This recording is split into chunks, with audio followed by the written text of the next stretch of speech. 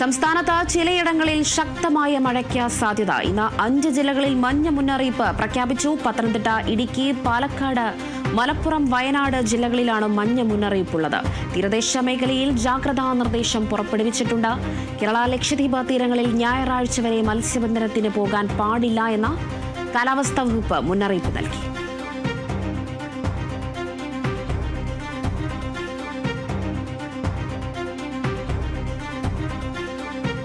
കേരളത്തിലും ശക്തമായ മഴയ്ക്ക് സാധ്യത എന്നതാണ് ഇപ്പോൾ നിലവിൽ വന്നിരിക്കുന്ന ഒരു വാർത്ത. എന്തായാലും കൃത്യമായ രീതിയിലുള്ള മാനദണ്ഡങ്ങൾ സർക്കാർ പറയുന്ന, അല്ലെങ്കിൽ കേന്ദ്ര കാലാവസ്ഥ പറയുന്ന മാനദണ്ഡങ്ങൾ പാലിക്കുക. ഇന്ന് 5 ജില്ലകളിലാണ് മഞ്ഞ മുന്നറിയിപ്പ് നൽകിയിരിക്കുന്നത്. ആ 5 ജില്ലകൾ ഇവയാണ്: പത്തനംതിട്ട, ഇടുക്കി, പാലക്കാട്, മലപ്പുറം, വയനാട് എന്നീ 5 ജില്ലകളിലാണ് മഞ്ഞ മുന്നറിയിപ്പ് നൽകിയിരിക്കുന്നത്.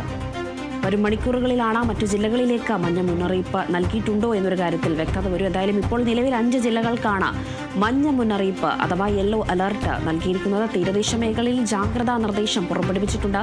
മത്സ്യത്തൊഴിലാളികൾ ഇന്ന് എന്തായാലും ജാഗ്രതാ നിർദ്ദേശം പാലിക്കണം എന്ന് തന്നെയാണ്. കേരള, ലക്ഷദ്വീപ് തീരങ്ങളിൽ ഞായറാഴ്ച വരെ മത്സ്യബന്ധനത്തിന് പോകാൻ പാടില്ല.